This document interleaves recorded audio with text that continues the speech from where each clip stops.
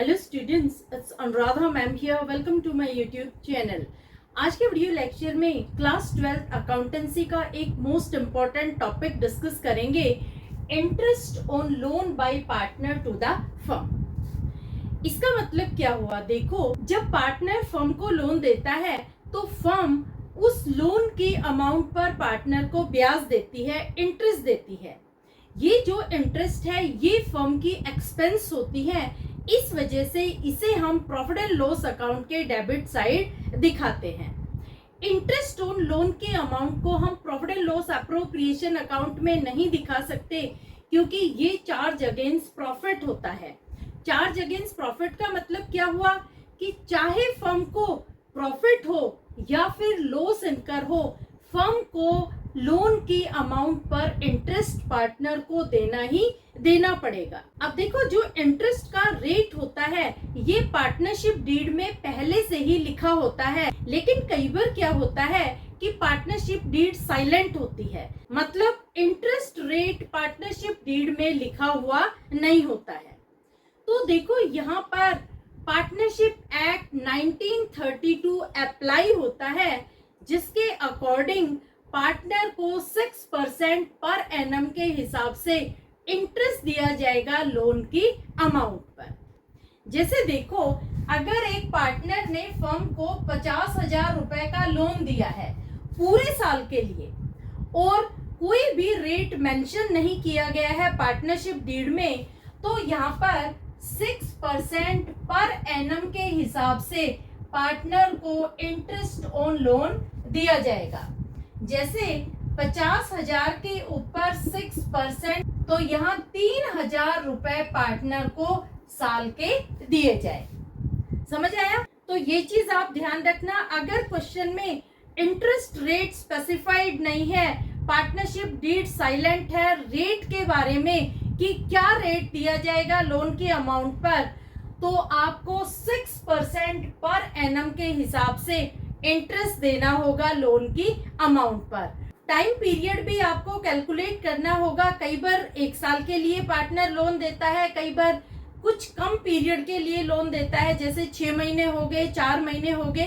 तो वो क्वेश्चन पर डिपेंड करता है कि कितने टाइम पीरियड के लिए लोन दिया गया है, उसके अकॉर्डिंग हम इंटरेस्ट की अमाउंट कैलकुलेट करेंगे। और अगर रेट स्पेसिफाइड नहीं है तो हम 6% पर एनम के हिसाब से इंटरेस्ट कैलकुलेट करें। समझ आ गया? अब देखो, यहाँ पर अकाउंटिंग ट्रीटमेंट में 3 एंट्री होगी। फर्स्ट एंट्री जब होगी जब फर्म पार्टनर को अलाउ कर रही है इंटरेस्ट ऑन लोन। क्या एंट्री होगी? Interest on loan account debit to loan by partner account. अब देखो, मैंने इंटरेस्ट ऑन लोन को डेबिट क्यों किया? इंटरेस्ट फर्म की एक्सपेंस है, और एज पर नॉमिनल अकाउंट जब भी फर्म में कोई एक्सपेंस इनकर होती है तो उसे हम हमेशा करते हैं डेबिट। समझ में आया? रीजन इंटरेस्ट ऑन लोन को डेबिट क्यों किया गया? क्योंकि जब फर्म पार्टनर को लोन की अमाउंट पर इंटरेस्ट देगी तो ये फर्म का खर्चा होगा, और जब भी कोई खर्चा होता है फर्म में तो उसे हम हमेशा करते हैं डेबिट। दूसरा, टू लोन बाय पार्टनर को मैंने क्रेडिट क्यों किया? देखो, यहाँ पर फर्म की लायबिलिटी इंक्रीज हो गई है, और जब लायबिलिटी इंक्रीज होती है तो उसे हम हमेशा क्रेडिट करते हैं। यहाँ पर फर्म को पार्टनर को पैसा देना है, तो जब लायबिलिटी इंक्रीज हो गई, फर्म की देनदारी इंक्रीज हो गई, तो एज पर रूल जब लायबिलिटी इंक्रीज होती है तो उसे हम करते हैं क्रेडिट। समझ आ गई आपको फर्स्ट एंट्री? सेकेंड एंट्री में फर्म क्या कर रही है कि इंटरेस्ट दे रही है पार्टनर को लोन की अमाउंट पर।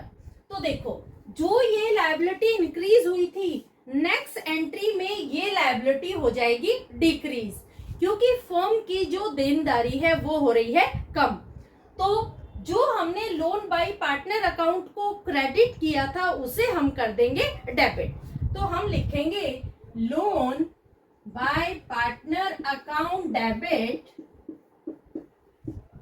To cash bank account. अब ये आपको समझ में आ गया डेबिट क्यों किया लोन बाय पार्टनर अकाउंट को?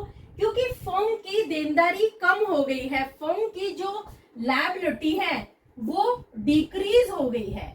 तो जब फर्म की देनदारी कम होती है, लायबिलिटी डिक्रीज होती है, तो हम लोन बाय पार्टनर अकाउंट को करेंगे डेबिट। समझ आ गया? कैश बैंक को मैंने क्रेडिट क्यों किया? क्योंकि फर्म के पास से पैसा चला गया, पैसा पार्टनर के पास चला गया। तो जब फर्म का कैश डिक्रीज होता है, जब फर्म की एसेट कम होती है, तो उसे हम करते हैं क्रेडिट। क्लियर? थर्ड एंट्री क्या होगी कि जो भी इंटरेस्ट ऑन लोन की अमाउंट है उसे हम ट्रांसफर करेंगे प्रॉफिट एंड लॉस अकाउंट में। तो एंट्री होगी profit and loss account debit to interest on loan account. अब प्रॉफिट एंड लॉस अकाउंट को मैंने डेबिट क्यों किया? देखो, साल के एंड में जो भी फर्म की एक्सपेंसेस होती हैं, चाहे वो पेड हो चाहे वो आउटस्टैंडिंग हो, वो सारी हम ट्रांसफर करते हैं प्रॉफिट एंड लॉस अकाउंट में। इस वजह से मैंने प्रॉफिट एंड लॉस अकाउंट को किया है डेबिट।